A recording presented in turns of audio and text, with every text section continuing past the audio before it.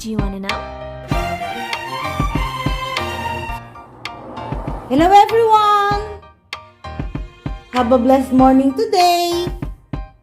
This is Ruby's Small Kitchen and I wanna share again another cooking video for all of you.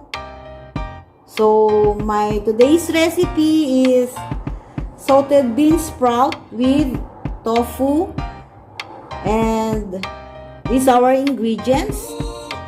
So we have here, of course, we need cooking oil and small amount of water and tofu.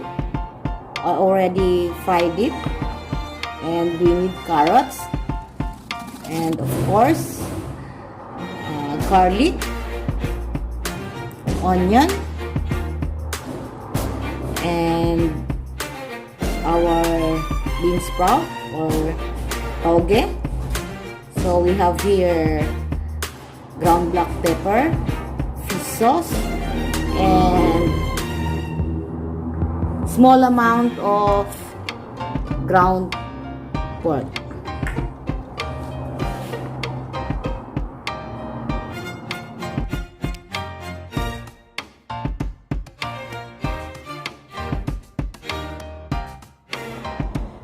So first,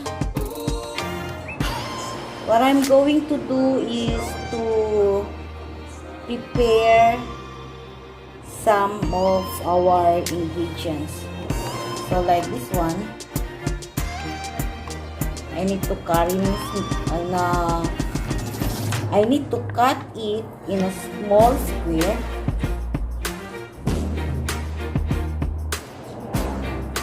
Just like this.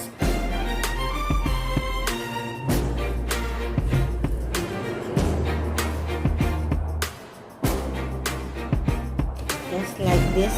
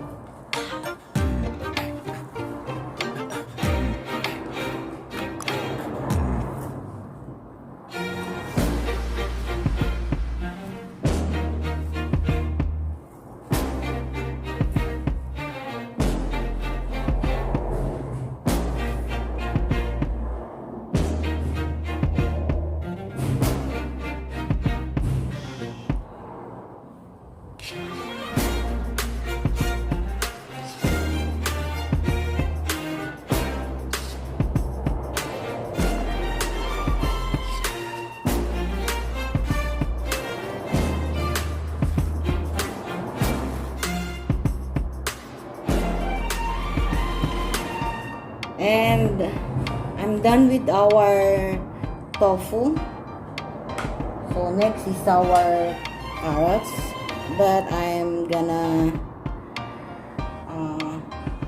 cook this one, just only the half of this because it's too much.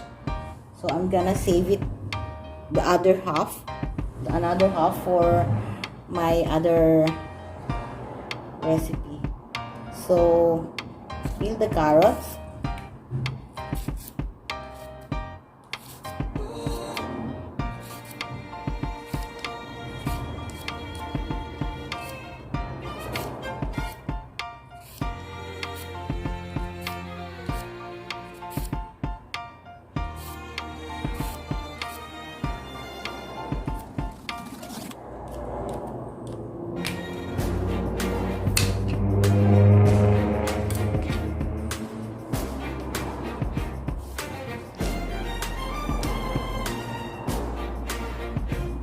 so I'm gonna slice it like this.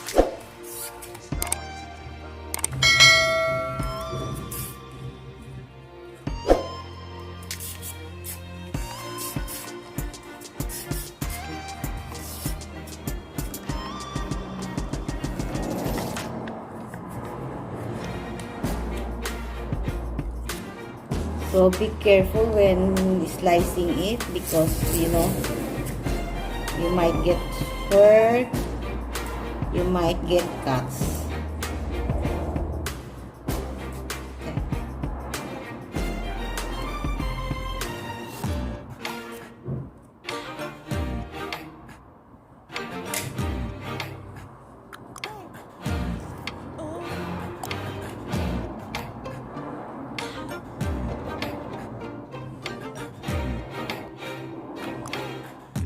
Next is our onion.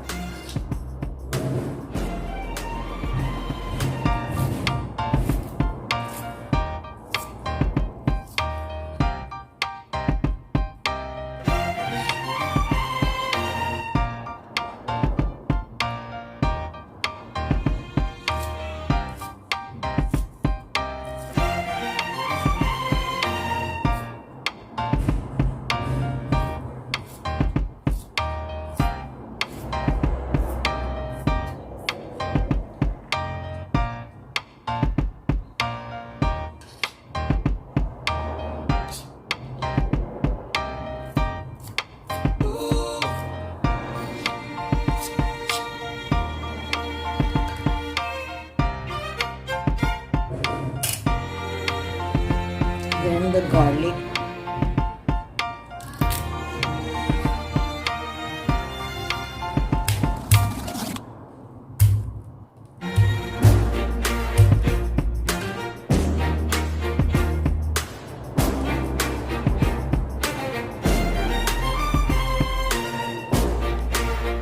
It's easy to peel off the garlic when you mash it first.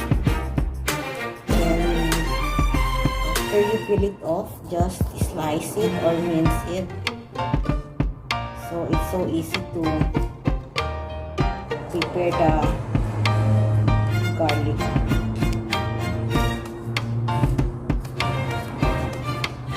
Just always be careful with your knife because I've always told you that or you might get hurt or cuts.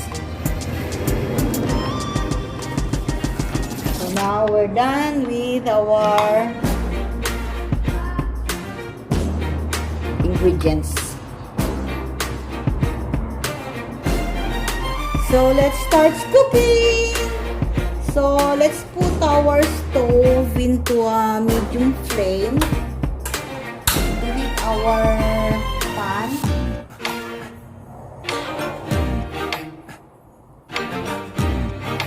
And after heating it,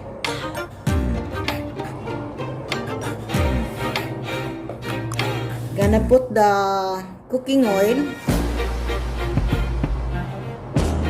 Just only a bit of cooking oil, not too much. Because I don't like too much greasy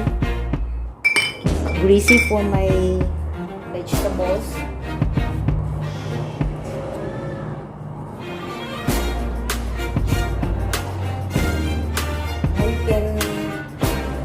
I think it's already hot. We can now add our garlic. Just stir fry it. But don't burn the garlic.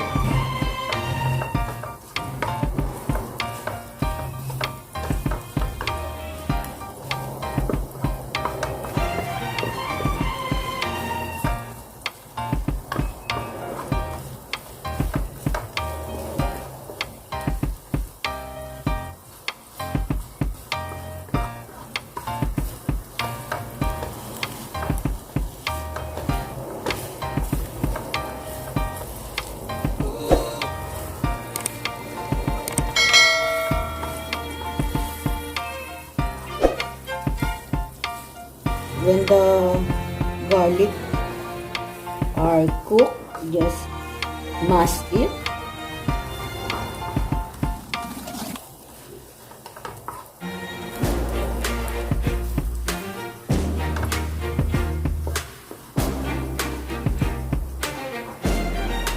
Now let's add our onion.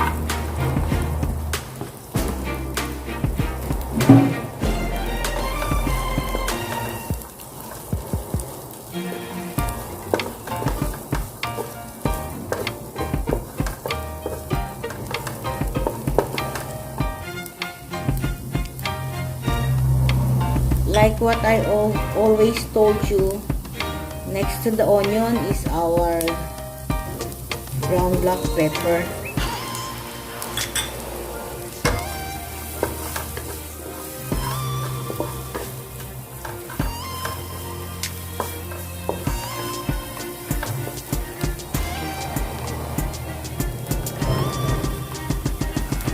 And then our ground pork.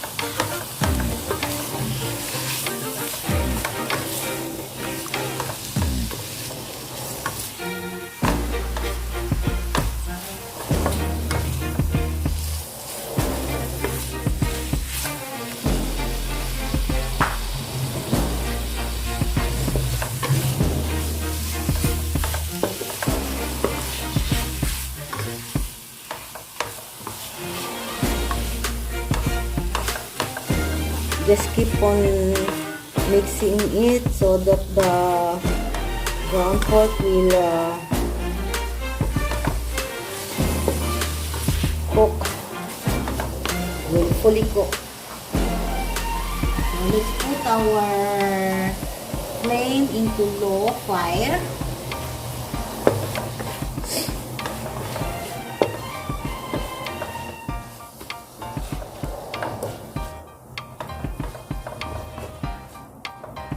So now what you can see, the ground pork is already cooked. Now we can add our fish sauce.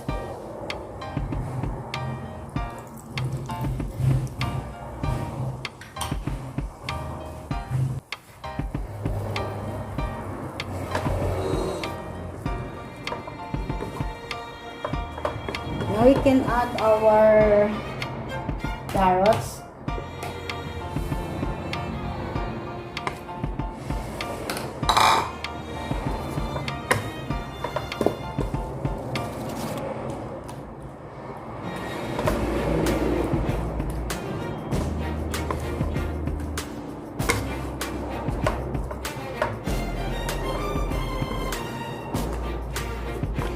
You know, I like my carrots half cooked because it's crunchy, so I will not overcook it.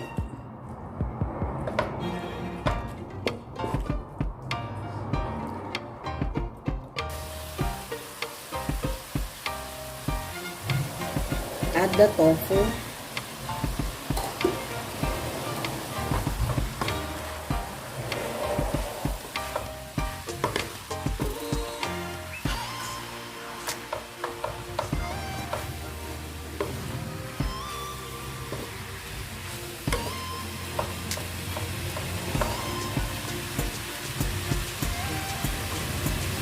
And the water.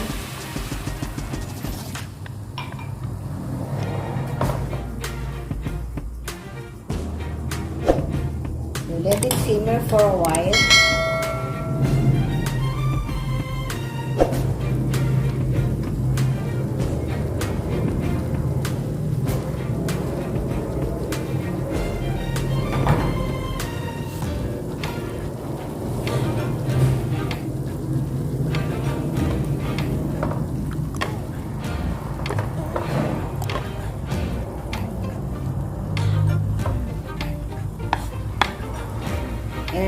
almost done.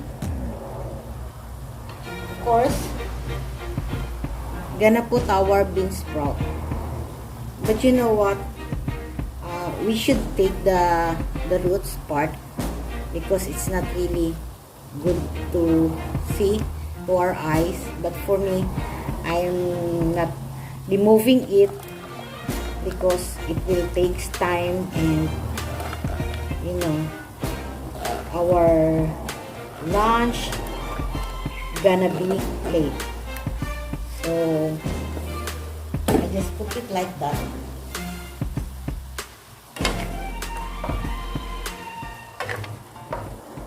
And stir it.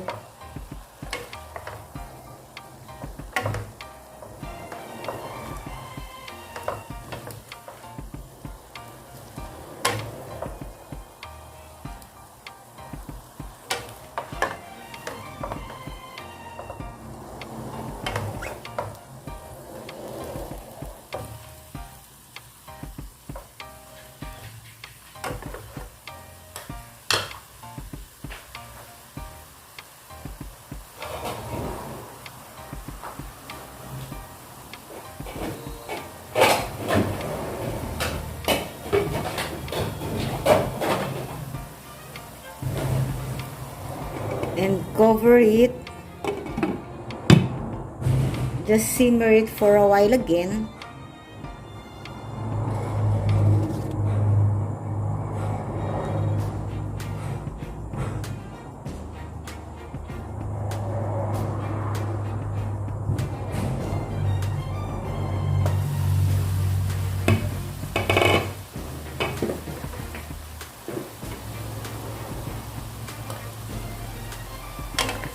Stir it again.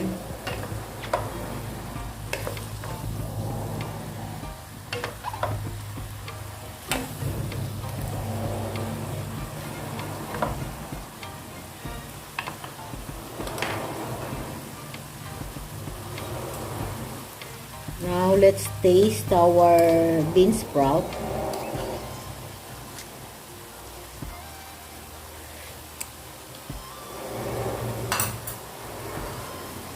It's good.